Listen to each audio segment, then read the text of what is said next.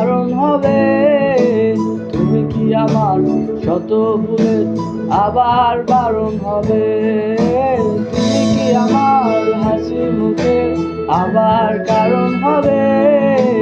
তুমি কি আমার শত ভুলের আবার বারণ হবে?